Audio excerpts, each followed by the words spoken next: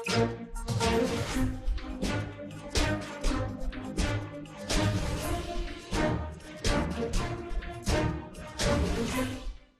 اللہ الرحمن الرحیم، میں ہوں طاہر ڈھنڈسا اور آپ دیکھ رہے ہیں ST TV۔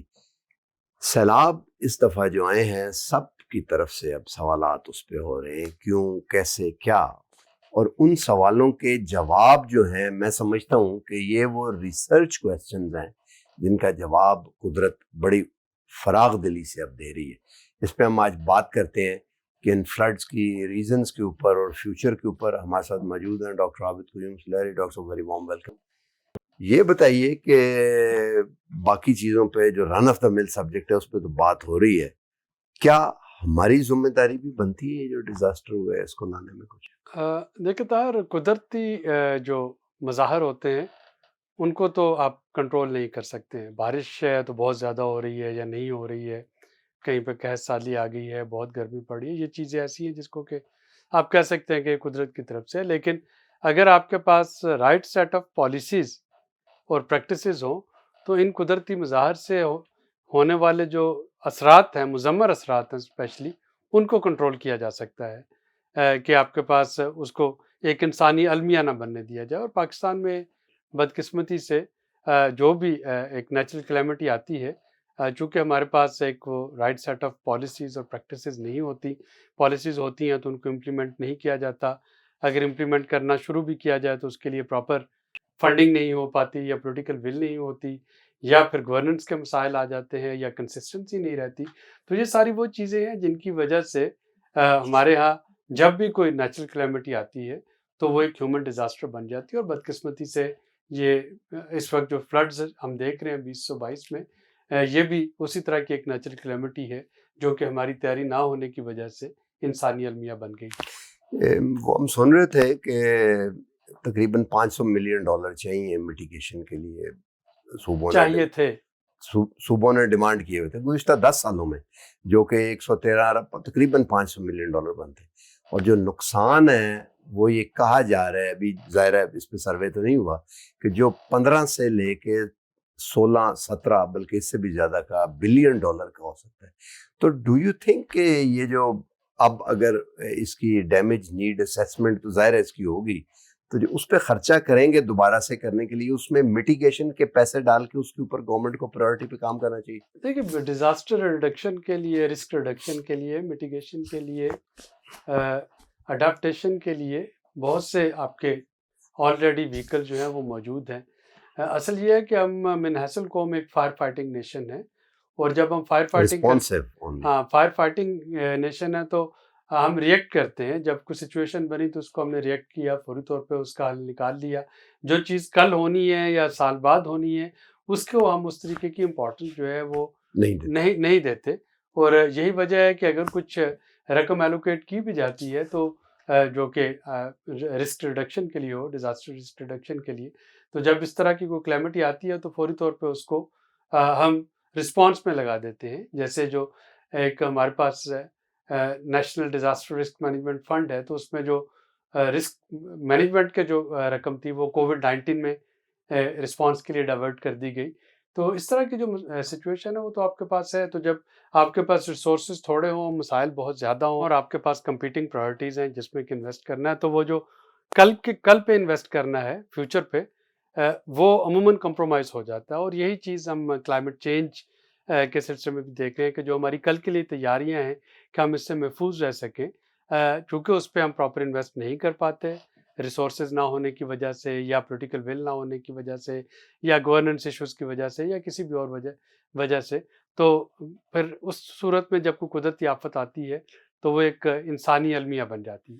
آپ سمجھتے ہیں کہ اگر پالیسی امپلیمنٹیشن کچھ نہ کچھ بہت میکسیمم ہوئی ہوتی، کچھ نہ کچھ ایکسیپٹیبل، اور گورننس کے معاملے میں کم از کم ڈیزاسٹر کے بارے میں سکسیسو گورنمنٹس کچھ نہ کچھ سیریس ہوتی، تو یہ جو انٹینسٹی ڈیزاسٹر کی ہم دیکھ رہے ہیں اس کو کافی حد تک شیو آف کیا جا سکتا تھا؟ کافی حد تک ہے۔ دیکھیے نا کہ اگر آپ 2010 کا لیسن لیتے ہوئے ریور بیڈ میں کنسٹرکشن نہ ہونے دیتے، جو کہ اس وقت کا جو فلڈ پروٹیکشن پلان ہے اس میں بہت کلیئرلی کہا گیا، جائے سوات کے بارے میں خصوصاً کہ دریا کے اندر جو تعمیرات ہوتی ہیں ان کو روکا جائے. اس میں یہ آئیڈینٹیفائی کیا گیا کہ جو ڈرائی ریور بیڈ ہے وہاں پہ جو لوگوں کو وہ نقل مکانی کر کے آتے ہیں اور اپنے گھر بنا لیتے ہیں. ایک فالس سینس آف سیکورٹی ہوتا ہے کہ اس سال چونکہ دریا خشک ہے اور یہ کبھی اس میں نقصان نہیں ہوگا, تو ان چیزوں سے روکا گیا. ایون بہت سی رپورٹس میں یہ آئیڈینٹیفائی ہو چکا ہے کہ جو کوسٹ سلمان کے رود کوئی جو نالے ہیں, جو برساتی نالے ہیں وہاں پہ, ان کی ڈرینیج دریائے سندھ کے تک وہ ان انٹرپٹڈ ہونی چاہیے, تاکہ اگر کبھی اس طرح کے ٹورنٹ جو فلڈ آئے تو پانی جو ہے وہ وہاں پہ رکے نہ, آبادیوں میں کو نہ بہائے, بلکہ اس کو سیف پیسج ملے سیدھا دریا میں جانے کا. لیکن جب ان چیزوں پہ امپلیمنٹ نہیں ہوگا تو ظاہر ہے کہ اس کے بعد پھر نقصانات زیادہ ہوں گے. یا اگر آپ بے دریغ جو درختوں کی کٹائی ہے, اگر یہ درخت اپنی جگہ پہ موجود ہوں تو ظاہر ہے کہ وہ پانی کے بہاؤ کو سلو کرتے ہیں اور ایک وہ نیچرل بیریئر کا کام کرتے ہیں. لینڈ سلائڈنگ جو ہے, جو ہم نے اپنے خصوصاً ہلی ایریاز میں جو بے دریغ تعمیرات کا سلسلہ شروع کر رکھا ہے, جس کی وجہ سے لینڈ سلائڈنگ بھی ہوتی ہے. تو یہ ساری چیزیں ہیں جو کہ مل کے اس کے امپیکٹ کو بڑھا دیتی ہیں, گریوٹی کو, جو سچویشن کو مزید گریو کر دیتی ہیں. اور اگر ان میں سے کچھ پہ بھی عمل کر لیا جائے تو جو مستقبل میں ہونے والے نقصانات ہیں سیلاب سے, ان کو کافی منیمائز کیا جا سکتا ہے. گورننس کے کون سے ایک دو ایشوز ہیں جو آپ, میں پالیسی امپلیمنٹیشن کی بات نہیں کر رہا, گورننس کے جن کو مطلب کوئی ایک دو چیزیں کی جائیں اور اس کا امپیکٹ بہت زیادہ ہے؟ نہیں, گورننس میں سب سے پہلے تو یہ دیکھنا ہے کہ لوکل لیول پہ کیا ہمارے پاس ڈیزاسٹر رسک ریڈکشن پلان موجود ہے یا نہیں ہے. جو ہماری DDMA ہے, جس کو کہ آپ ڈسٹرکٹ لیول, ہاں, جو ڈسٹرکٹ لیول پہ ڈسٹرکٹ ڈیزاسٹر مینجمنٹ اتھارٹی ہے, نہ تو اس بیچاری کے پاس کوئی ریسورسز ہے, نہ کوئی کیپیسٹی ہے, اور ضلعی سطح پہ پہلے رسپانس آنا ہوتا ہے نا. تو اگر DDMA جو ہے یہ بالکل ایسی ہے کہ اگر آپ اپنے بیسک ہیلتھ یونٹ جو ہیں ان کو مضبوط کریں گے یا ڈسٹرکٹ ہاسپٹل کو مضبوط کریں گے تو آپ کے جو ٹرشری ہاسپٹل ہیں ان پہ ان پہ پریشر نہیں آئے گا.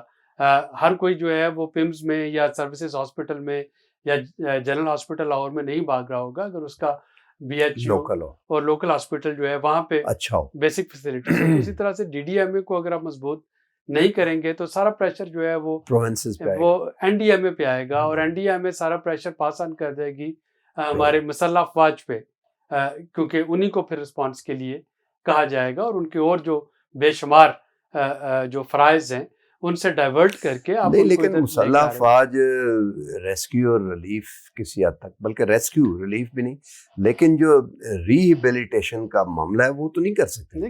لیکن دیکھیے نا, ہمارا تو جو کوئی بھی جو کلیمٹی آتی ہے اس میں ہم ریسکیو اور ریلیف پہ آ کے رک جاتے ہیں. ابھی بالا کوٹ کو تو آپ دوبارہ بسا نہیں سکیں, پچھلے 20 سال تقریباً 20 سال گزر گئے, پیسے بھی الوکیٹ ہو گئے, کئی دفعہ وہاں فیتے بھی کٹ گئے. اچھا, میں بھی گیا تھا, پرانے بالا کوٹ میں لوگوں نے کنسٹرکشن پھر کر دی. بس وہ جو ریکوری ہے, ریکوری تو کبھی بھی آرگنائز نہیں ہوتی. صرف جو چونکہ ریسکیو اور ریلیف جو ہے وہ سوشل میڈیا میں اور میڈیا میں ہائی لائٹ ہوتی ہیں اس وقت مصائب, تو ریسکیو اور ریلیف جو ہے وہ ہو جاتا ہے. اس کے بعد ریکوری تک کون جیتا ہے تیری زلف کے سر ہونے تک. یہ بتائیں کہ کلائمیٹ چینج کے بارے میں کہا جاتا ہے, میں آج ایک اور انٹرویو کر رہا تھا, انہوں نے کہا جی گلیشیئر کالے ہو گئے ہیں, سارا پیلے, وہ ساری جو ایک پوری ڈبیٹ ہے, پورا ایک نیریٹو ہے, لٹریچر ہے جو ہمیں پتہ ہے.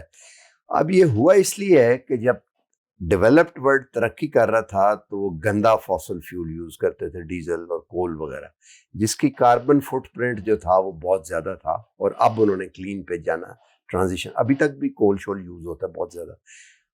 ہم نے تو کوئی ترقی اس طرح کی نہیں. اب ہمارا وقت آیا تو ایک تو یہ ہے کہ وہ کلائمیٹ کے آگے تو رسپانسبلٹی ہماری بالکل کم. تو ڈیولپڈ نیشنز کو پکڑنا نہیں چاہیے کہ آپ دیکھیے, لاس اینڈ ڈیمیج کنٹرول کا میکینزم ہے جس پہ نیگوشیشن چل رہے ہیں, پچھلے ایک طویل عرصے سے چل رہے ہیں. جو ابھی تک ڈیولپڈ نیشن تھی وہ اس سے کنی کترا رہی تھی. کدھر چل رہی ہے؟ کوپ میں. جی, کوپ میں, جو آپ کے ملٹی لیٹرل جو نیگوشیشن ہوتے ہیں انوائرمنٹ پہ, کلائمیٹ چینج پہ, جو پچھلا کوپ 26 تھا گلاسکو میں, اس پہ بھی اس پہ کوئی سیر حاصل ڈسیزن نہیں ہو سکا تھا. اب یا گفتگو نہیں ہو سکی. ہاں, اب مصر میں اس پہ دوبارہ بات چیت ہو رہی ہوگی. اس سال مصر میں ہو رہی ہوگی. اور اس وقت بڑا اتفاق ہے کہ ڈیولپ نیشن خود بھی ایک گرمیوں میں ان کو خشک سالی کا اور ڈراؤٹ کا سامنا کرنا پڑا, جبکہ ہمارے جیسے ممالک جو ہیں وہاں پہ خشک سالی بھی آئی, ہیٹ ویو بھی آئی, اور اب फ्लड्स भी आ रहे हैं। तो यकीनन वो अक़वाम जो कि क्लाइमेट चेंज को अभी तक मज़ाक समझ रही थी, अब चूँकि उनको खुद भी इसका जो सामना ब्रंट करना पड़ बर्दाश्त रहा है, करना पड़ तो आई होप कि ये जो इस पर COP27 होगी नवंबर में इस साल, उसमें शायद इस पे थोड़ा-सा कुछ बेहतर, तो वो पैसे फिर उनको ना दे दें कि आपको ये एक देखना होगा, ये तो अब नेगोशिएशन पे आएगा। वहाँ पे जो मुझे ज़्यादा कॉप का वैसे पता नहीं है, must admit my ignorance of के किस तरह होता है, लेकिन जो ग्रुपिंग होती है जिस तरह कंट्रीज की, वो तो बड़ा सर्कस, बड़ा फ्लॉड प्रोसेस लगता है वो तो। मल्टीलैटरल नेगोशिएशन हमेशा से कुछ लो और कुछ दो पे मबनी होता है, और उसमें ममालिक अपनी नहीं मतलब वो पर्सनल जो इंटरेस्ट है उनको वाच कर रहे वो होते तो हैं। हमारी लेकिन क्लाइमेट, एक ग्रुप 77 प्लस चाइना है, पाकिस्तान उसका हिस्सा है, सो होपफुली वो ग्रुप जो है वो बड़ा फोर्सफुली ये केस प्रेजेंट कर रहा होगा। चलें ठीक है। कोई एनी आप क्या फ्यूचर के लिए कोई एक आधी बात बताएं कि अब आगे इमीडिएटली क्या देखिए, होगा? मेरा ख्याल है कि हम हर आदमी ये जो है उसको ब्रेव करते हैं, रिस्पॉन्स करते हैं और उससे कुछ सीखे बगैर आगे बढ़ जाते हैं।